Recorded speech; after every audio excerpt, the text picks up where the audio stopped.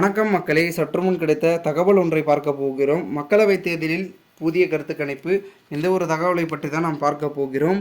தற்பொழுது தகவலை பார்ப்பதற்கு முன்னதாக நீங்கள் நம்மளுடைய சேனலுக்கு புதிய பார்வையாளர்களாக இருந்தீங்கன்னா மறக்காமல் நம்மளுடைய சேனலை சப்ஸ்கிரைப் செய்து வைத்துக் கொள்ளுங்கள். இப்போ என்ன நடந்துட்டுருக்கு அப்படின்னு கேட்டிங்கன்னா, நாடாளுமன்ற தேர்தல் எல்லா மாநிலத்திலும் இப்போ தமிழகத்தில் முடிஞ்சிச்சு.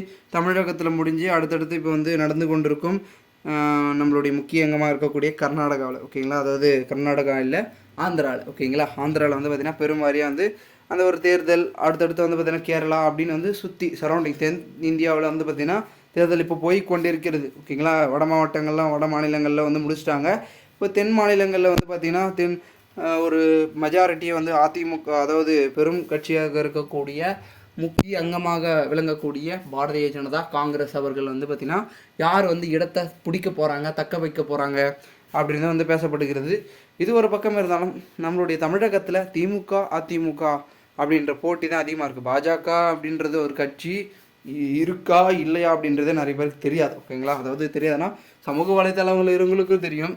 இது மாதிரி ஃபோன் யூஸ் பண்ணாதவங்க, வேலைக்கு போகிறவங்களாம் பார்த்திங்கன்னா பெருசாக பிஜேபியை பார்த்திங்கன்னா தெரிஞ்சிருக்க மாட்டாங்க, ஓகேங்களா. இதன் அடிப்படையில் பார்த்திங்கன்னா ஒரு சூழல் ஒன்று நடைபெறுகிறது. இப்போ யாருக்கு மெஜாரிட்டி இருக்கும் அப்படின்னு கேட்டிங்கன்னா, அதில் பார்த்திங்கன்னா ஒரு முக்கியத்துவமான மெஜாரிட்டி என்பது இருக்குது. யாருக்கு?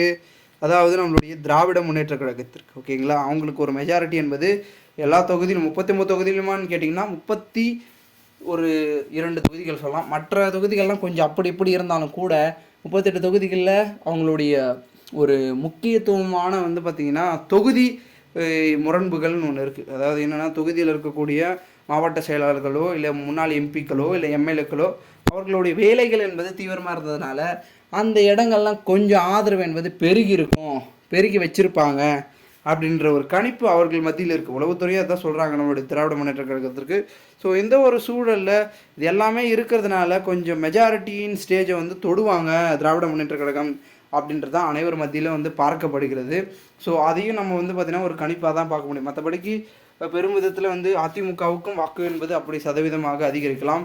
என்டிகே பொறுத்த வரைக்கும் சற்று கொஞ்சமாக படிப்படியாக ஏறி வருகிறார்கள். ஆனால் பிஜேபியை சொல்லவே முடியல. அவங்க அப்படியா இப்படியா அப்படின்ற ஒரு சிக்கலில் இருந்து கொண்டிருக்கிறார்கள். ஸோ அவர்களை சொல்ல முடியாது.